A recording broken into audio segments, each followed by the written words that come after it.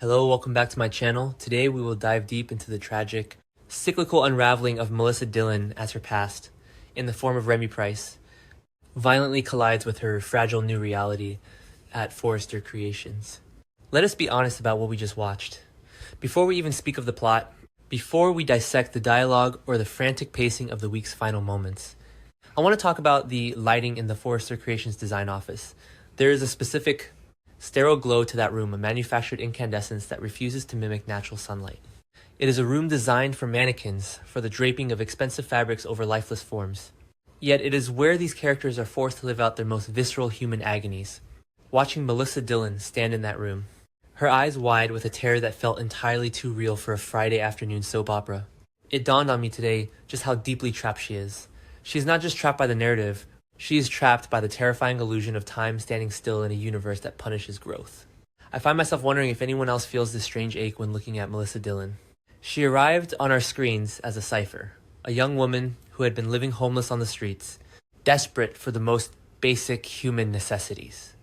In the real world, homelessness is a profound, systemic trauma that fundamentally rewrites a person's nervous system.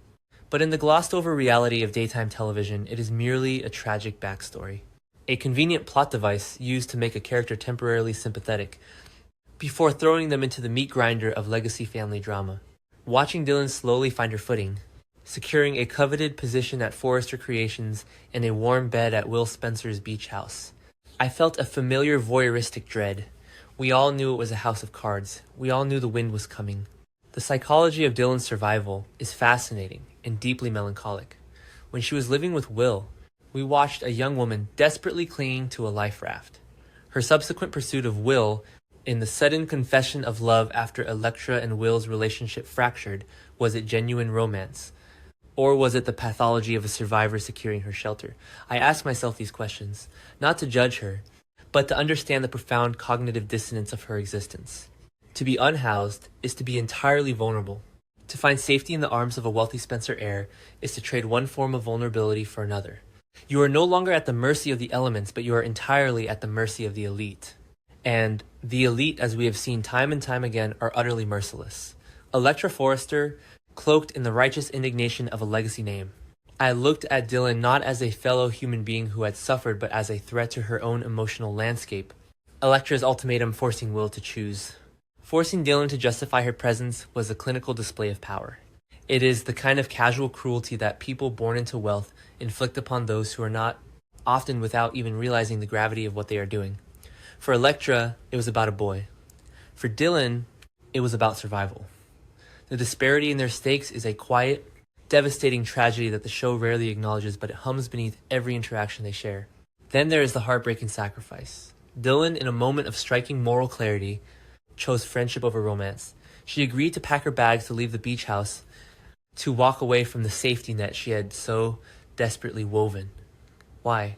Because the guilt of keeping Ivy Forrester's manipulative secrets had gnawed at her conscience. Because, despite the coldness of the world, Dillon still possesses a fragile, beating heart that wants to do the right thing. Watching her make that decision, watching her willingly step back toward the precipice of instability, just to preserve her bond with Elektra, I felt a genuine lump in my throat.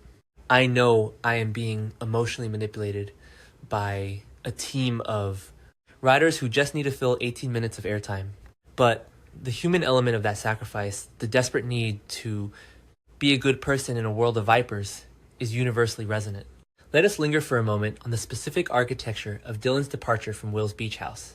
The beach house, a setting that has seen decades of Spencer and Logan melodrama, a place where the ocean waves continuously crash against the shore in a perfect cyclical metaphor for the show's relentless repetition. When Dillon stood in that living room, telling Will that she had to leave, that she was choosing Elektra's friendship over the warmth of his bed and the security of his roof, the air felt suffocatingly heavy. Will, a young man who has inherited the generational trauma of the Spencer men, the need to possess, the need to rescue, the need to control, looked at her with a mix of confusion and wounded pride. He could not fathom why she would willingly walk back into the cold.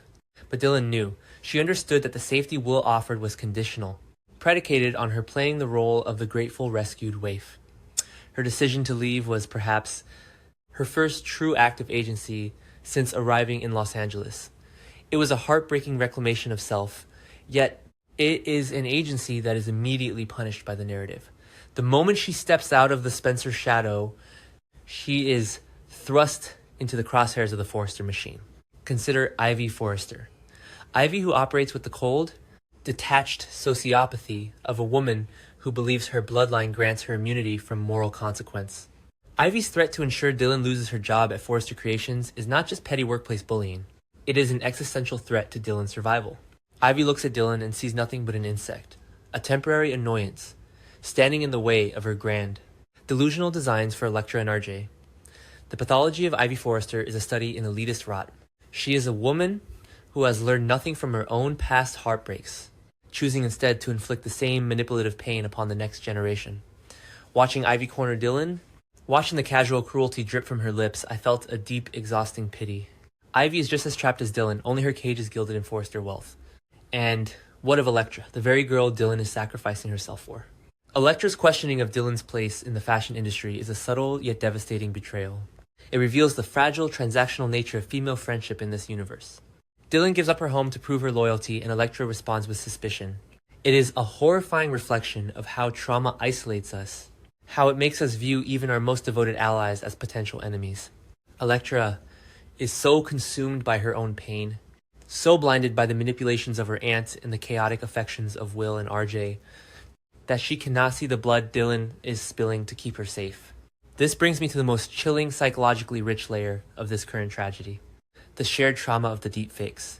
In a rare moment of vulnerability, Elektra confided in Dylan about her past. She spoke of Remy Price, the old friend who leaked nude deepfakes of her. It's a violation so profound it nearly destroyed her career and her spirit. Digital violation is a modern terror, a stripping of autonomy that leaves invisible bleeding scars.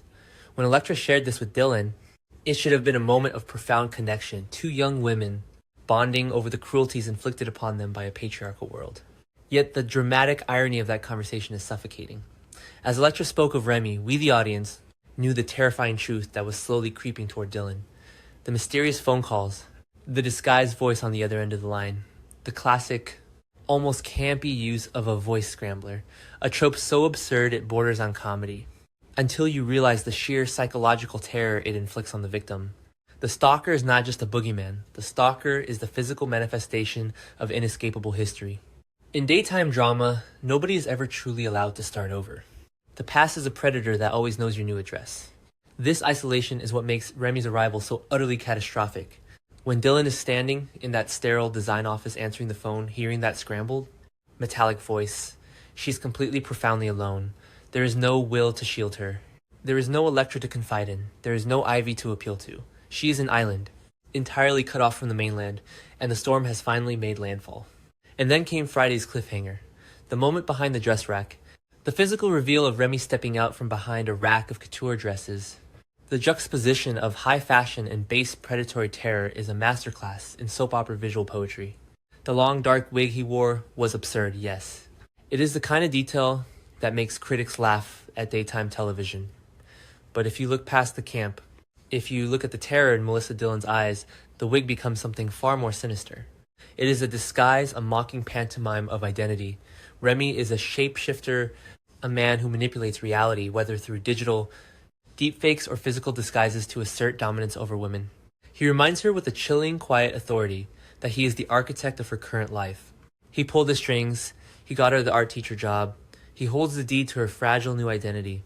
The psychological horror of owing your tormentor is a weight that cannot be easily articulated. It is a debt paid in pieces of your soul. Remy's demand forces Dylan into a state of moral paralysis. If she speaks the truth, the life she has scraped together from the pavement is destroyed. If she remains silent, she becomes the monster she has spent her entire life running from. She is right back where she started. I sit here staring at my television screen watching the credits roll, and I am struck by the relentless, cyclical nature of this narrative. I have aged. My real life has fractured, healed, and transformed in the years I have spent watching this show. I have moved homes, lost loved ones, changed careers, yet here is Forrester Creations perfectly preserved in amber. Here are young women perpetually crying, perpetually hunted, perpetually forced to choose between their safety and their morality. It is a terrifying mirror to hold up to oneself. Why do I still care? Why do I let the fictional suffering of Melissa Dillon weigh on my chest at 3 in the morning? Perhaps it is because, beneath the absurd wigs and the billionaire feuds, these characters represent our deepest, most universal fears.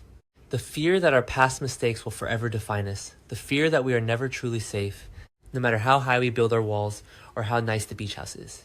We watch them make the exact same mistakes, fall into the exact same traps, because it is easier to diagnose their arrested development than it is to confront our own.